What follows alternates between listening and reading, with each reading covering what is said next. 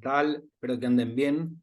Bueno, bienvenidos a esta clase número 5 del seminario Competitividad y Productividad en Entornos Metropolitanos. En esta oportunidad, el tema de la clase tiene que ver con el rol de la mujer en los entornos metropolitanos. Vamos a comenzar afirmando que según los estudios antropológicos de Lewis Morgan, la primera división del trabajo es entre el hombre y la mujer en la sociedad, ¿verdad? Antes de esto, partimos de una situación, como hablábamos en la primera clase, donde la primera configuración de sociedad es la comunidad, donde cada miembro de la comunidad aporta de manera similar, no hay excedente. Incluso pensemos que hoy uno conoce sobre todo el derecho paterno en cuanto a un tema fundamental para los procesos de crecimiento, de acumulación, que es la herencia. Sin embargo, en aquel entonces, como no podía saberse a ciencia cierta eh, quién era el padre de un hijo, de una hija, pero sí podía saberse quién era la madre. Se entiende entonces, según los estudios, que la sociedad estaba conformada con arreglo al derecho materno. Si bien la división de tareas, siempre según estos estudios, estaba asociada en gran medida a que la mujer se ocupaba de ciertos fenómenos que tenían que ver, ciertas tareas que tenían que ver con la crianza y otros quehaceres, eso de alguna manera estaba fundado en que ciertas tareas como la casa o de trabajos pesados se correspondían más con la fisonomía natural del hombre. Es decir, hay un elemento objetivo, es que en promedio el hombre tiene más peso, que en promedio el hombre es más alto que la mujer, etcétera, etcétera, y esto se corresponde prácticamente para cualquier fisonomía, digo, no solo para gente nórdica, para gente de estos lares, para gente nacida en África, etcétera, etcétera, etcétera. No obstante, con la consolidación de la sociedad dividida en clases, también se consolida esta división del trabajo entre el hombre y la mujer. Una vez consolidada esta división entre el hombre y la mujer, comienzan a elaborarse en términos de superestructura, creencias y fundamentos para sostener esa situación. De hecho,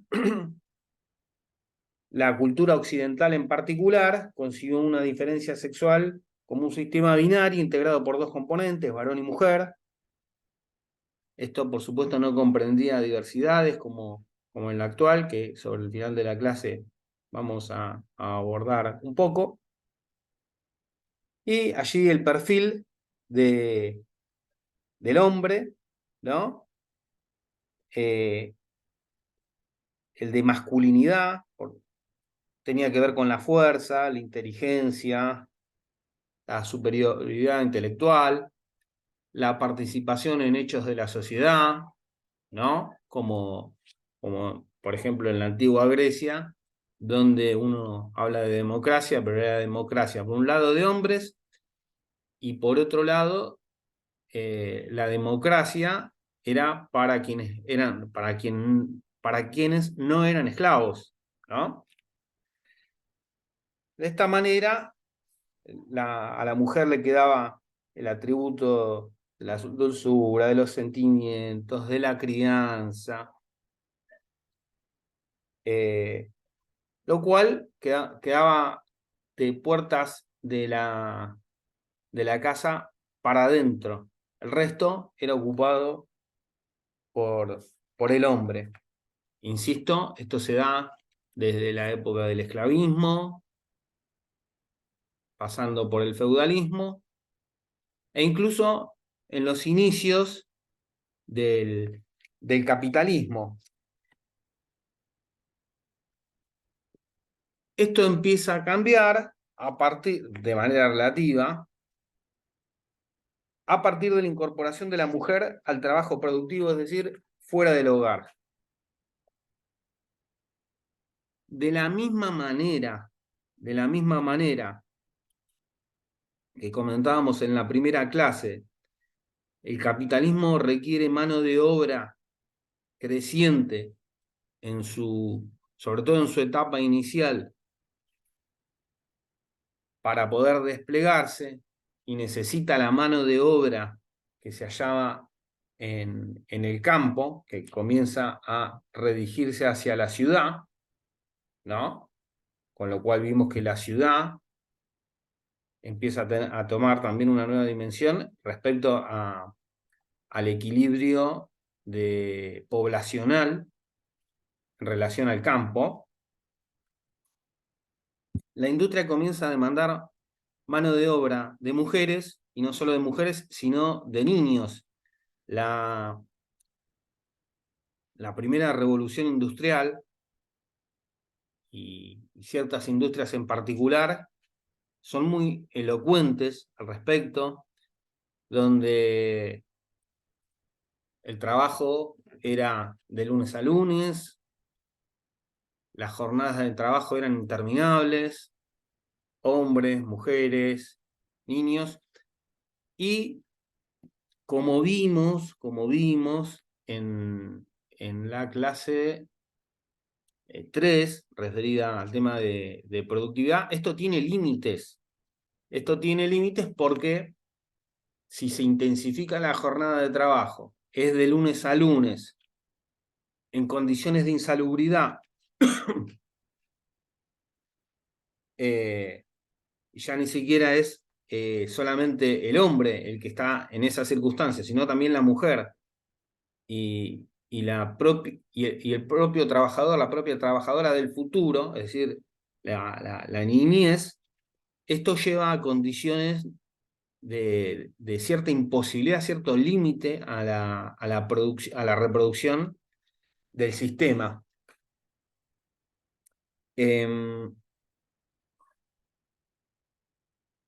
Bueno, si bien comienzan a producirse algunos cambios sobre todo desde mediados del siglo XIX, con respecto a la mujer, como sabemos, en particular en la sociedad occidental, ¿no? En la cultura occidental, en la que estamos inmersos e inmersas, si bien se empiezan a expresar algunos cambios, cuando uno lo ve retrospectivamente, son tenues. Son cambios importantes, muy importantes para la época, pero tenues. El contenido del Día Internacional de la Mujer es importante también en el sentido de la economía política. El 8 de marzo de 1908, 129 mujeres trabajadoras de una fábrica estadounidense reclamaban tener los mismos derechos que sus compañeros varones, misma paga por igual tarea y una jornada laboral de menos de 10 horas. La huelga, como saben, terminó en una tragedia. El dueño de la fábrica cerró las puertas del establecimiento para disolver la protesta y un incendio terminó con la vida de las obreras. Por ese motivo, cada 8 de marzo se conmemora el Día Internacional de la Mujer Trabajadora. Fijémonos la potencia que tiene el reclamo.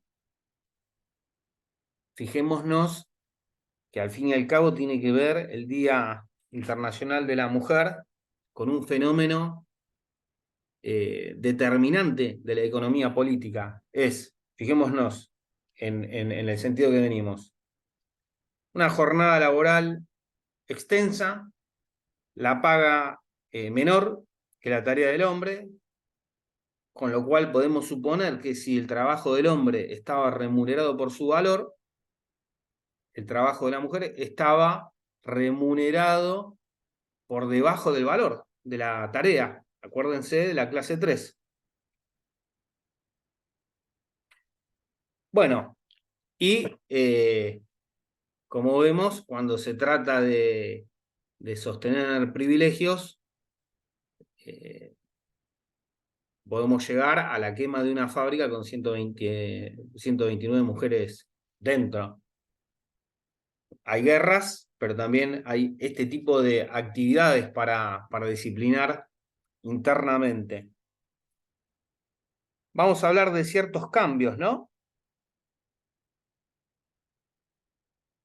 Por un lado, con el desarrollo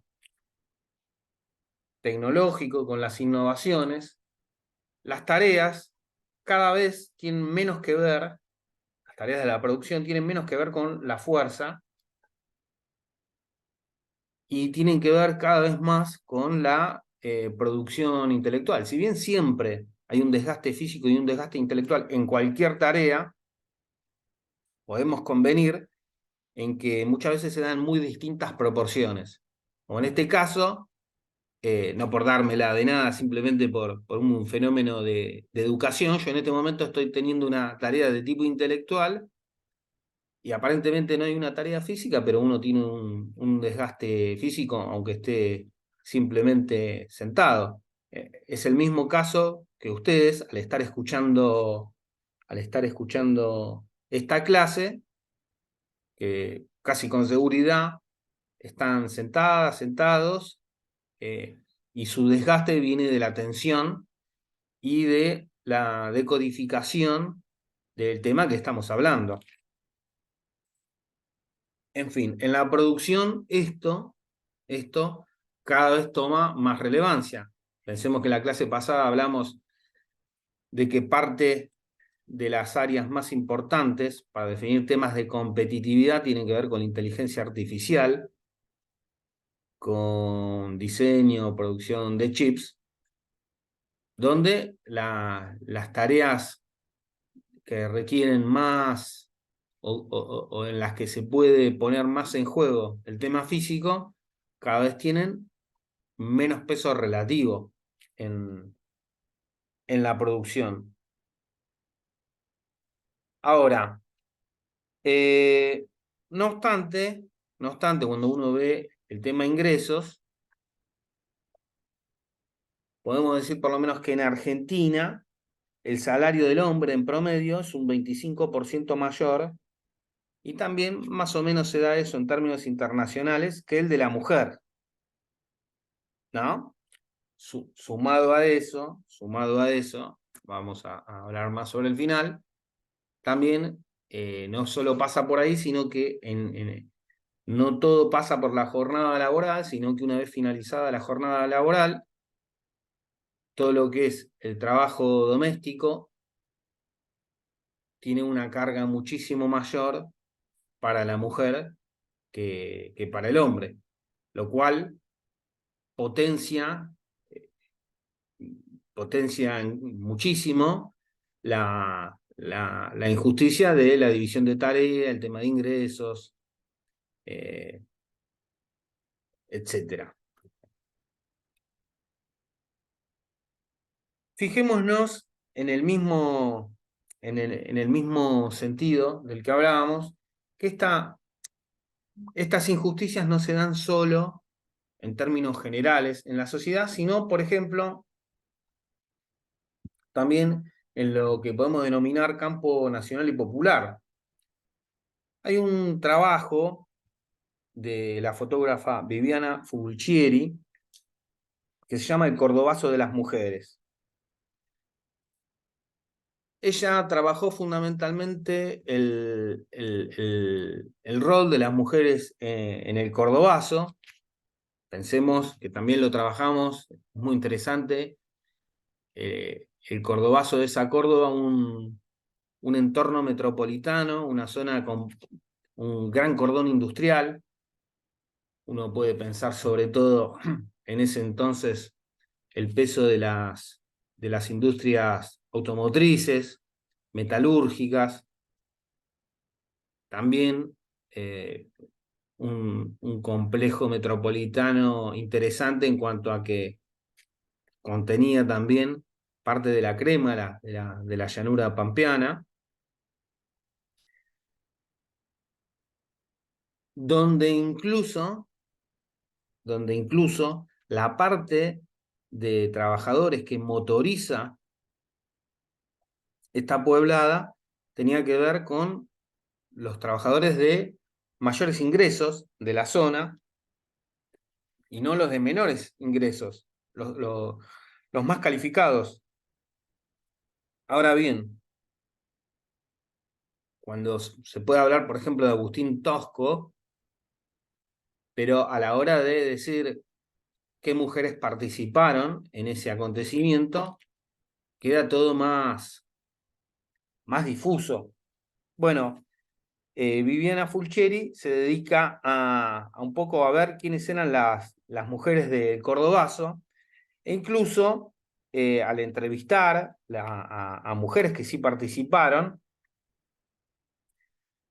también se ven no solo mujeres invisibilizadas, sino el propio contenido machista al interior de las organizaciones populares, temas que muchas veces no son abordados y son importantes. Un tema transversal, en cada ámbito toma una forma diferente.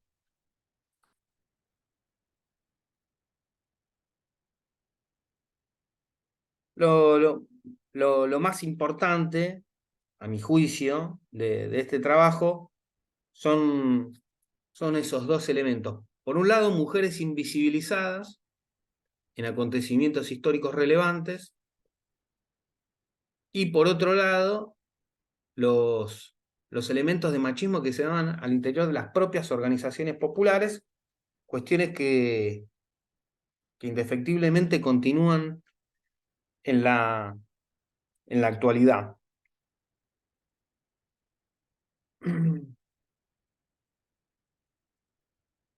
Al respecto, un tema importante, hay toda una controversia que empezó a surgir sobre el trabajo doméstico no remunerado y si eso es considerado producto o no. Desde el punto de vista de las cuentas nacionales,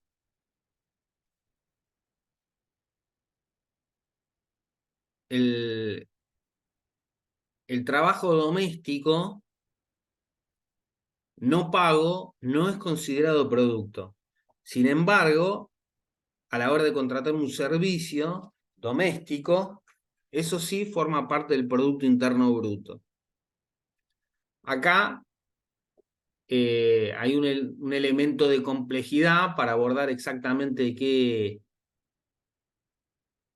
elementos se se pueden tomar como un servicio, es decir, una cosa es la limpieza, la cocina, todo lo que es crianza, me parece que exige otro desarrollo, por lo menos para ver si eso puede ser considerado producto o no.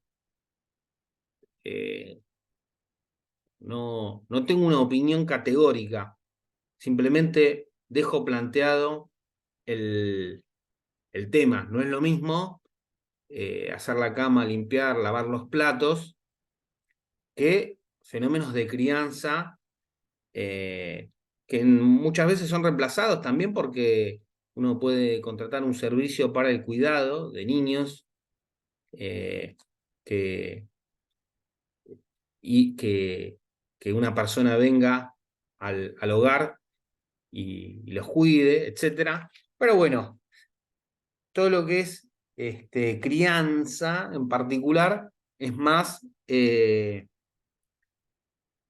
que ver cuáles son los límites, qué puede ser reemplazado y qué no, porque hay fenómenos que no tienen que ver directamente con la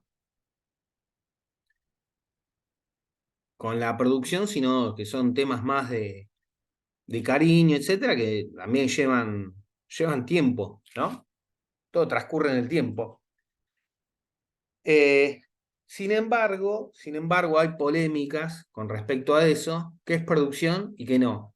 ¿Debería haber un salario por las tareas domésticas no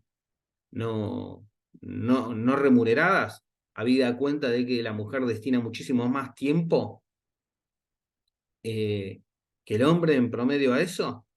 Bueno, eh, acá no hay una respuesta categórica. Yo dudo que eso pueda llamarse salario, aunque también soy partidario de que hasta que este problema no sea solucionado, debería haber algún ingreso para, extra para la mujer. Esa es una de las posibles soluciones.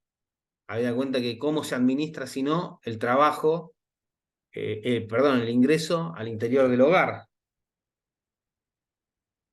Justo mi pareja me comentaba hace poco que leyó unas estadísticas sobre incluso eh, eh, donde parejas que se separan, creo que en un 50% de los casos,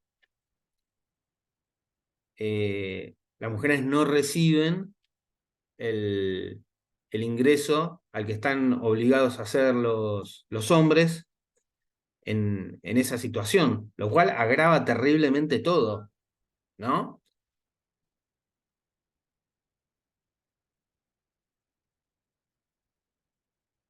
Pero bueno, dejo el planteo, ¿sí? Una cosa es cómo abordar la situación, cómo solucionarla, y otra cosa es si es trabajo, si se crea valor o no desde el punto de vista de la economía política. Me parece que no necesariamente son el mismo tema, y sin embargo sí requiere algún tipo de solución. Esto, como nos damos cuenta, es fundamental para lo que son los entornos urbanos. El peso o sea, si una mujer tiene menos tiempo porque se dedica más tiempo a las tareas domésticas y de crianza, tiene en promedio un ingreso menor. Además, si llega a estar separada, dada los números que les comentaba, tiene un 50% de probabilidad de no contar con el ingreso por parte del hombre que le corresponde. Es una situación claramente muy complicada que tiende a perpetuar esta situación porque, por ejemplo, si yo tengo toda esta situación de tiempo, es más difícil estudiar, siendo el estudio una de, una de las formas de poder tener un ingreso mayor, además de eh, ser parte del bienestar espiritual de los seres humanos. Estoy hablando estrictamente a nivel de ingreso, y que tiende a dejarte permanentemente en una situación más complicada de competitividad en términos de ser humano, de ingreso, etcétera, etcétera, etcétera. Eh,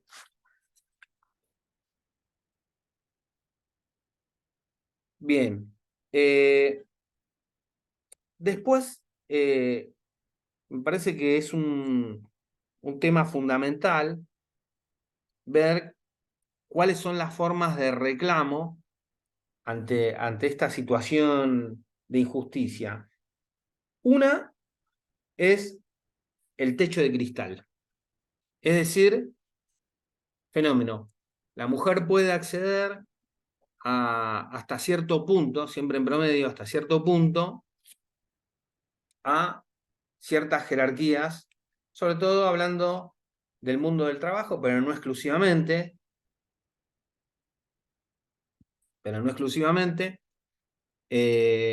pero concentrémonos en esta determinación del trabajo. A partir de acá surgen distintos debates también dentro de las corrientes feministas. Hay una corriente feminista que se concentra en esto de el techo de cristal, ¿no? A mi juicio de manera unilateral, les voy a explicar por qué. Porque son las propias empresas, son las propias multinacionales de más alto nivel, las que vienen cambiando una serie de parámetros a este respecto. ¿Por qué? Partamos de la misma capacidad del hombre y la mujer, pero yo solamente tomo hombres. Por lo tanto, lo que está ocurriendo es que yo, al tomar hombres, me pierdo la capacidad de las mejores mujeres, con lo cual, en términos de empresa, en términos de holding, en términos de acumulación, de competitividad, de productividad, soy más ineficiente. Si yo lo que hago es tomar a los mejores hombres y a las mejores mujeres, y si una mujer tiene que estar en un puesto porque es mejor que un hombre y eso reditúa más a la empresa, es mejor, bueno, fijémonos que es un cambio que es muy importante, pero solamente para una parte de la sociedad y solamente para una parte de las mujeres. ¿Por qué?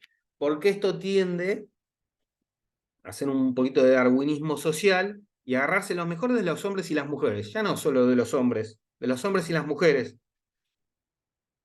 Acá no importa si hay un 40% de la población bajo la línea de pobreza, no interesa el resto de los hombres y las mujeres, solo interesan aquellos que son mejor para la firma.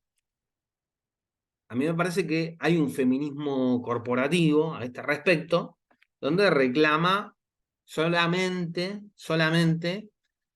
esta ruptura del techo de cristal al interior de la firma.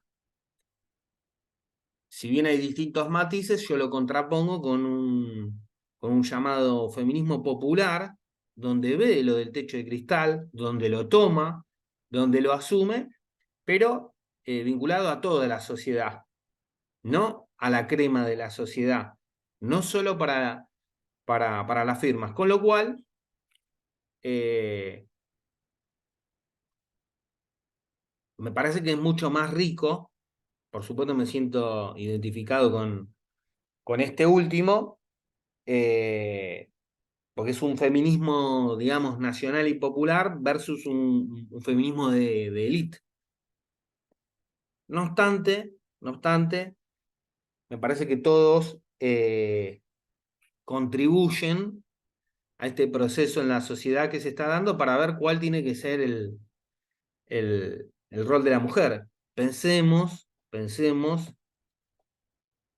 en un entorno metropolitano, la influencia que puede tener reconfigurar estos temas lo mejor posible. Es lo mismo un entorno metropolitano donde el rol de la mujer sigue casi como hace siglos. Es lo mismo que el rol de la mujer eh, comience a ser el que verdaderamente le corresponde, es decir, la igualdad entre la la mujer y el hombre.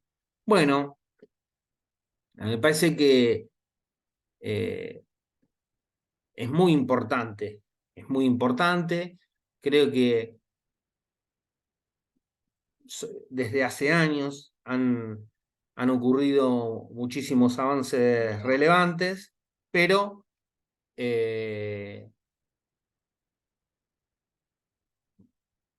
yo visualizo que a partir de 2015, más o menos, con, con las grandes movilizaciones por el tema de la interrupción voluntaria del embarazo, se abrieron, se abrieron, eh, se amplificó mucho, se amplificaron mucho los debates, el tema de que sea obligatoria la educación sexual integral en los colegios, lo que requiere charlar estos temas, y todas estas cuestiones. En fin, hay mucho por hacer, pero me parece que es un tema apasionante y que tiene que, e insisto, tiene mucho que ver, me parece, con la amplitud del alcance del rol de la mujer y no solamente el vencimiento, la ruptura del techo de cristal. Pensemos que, justo que dije cristal, Cristalina Georgieva es la representante máxima del FMI. Antes que ella también hubo otra mujer, y sin embargo, el contenido que porta este organismo transnacional probablemente sean de los más nocivos para las mujeres. De hecho, hay una consigna, la deuda es con nosotras, la deben haber escuchado, pero como para pensar, digamos, ¿no? Eh, que el hecho de que haya una mujer desprovisto de un contenido de los tipos que estamos hablando, no asegura nada. Sin embargo, todos los avances que ha habido en el tema de que cupos, por decirlo de alguna manera, me parece horroroso el, el término, pero al fin y al cabo de haya una obligatoriedad de la participación de la mujer y diversidades en, en trabajos, en representaciones legislativas, etcétera, es algo que contribuye mucho a visibilizar esta problemática, estos procesos. Bueno, hay mucho por hacer, pero bueno, me parece que es un tema apasionante. Hay muchas mujeres en el seminario y seguramente van a tener mucho para opinar en el foro.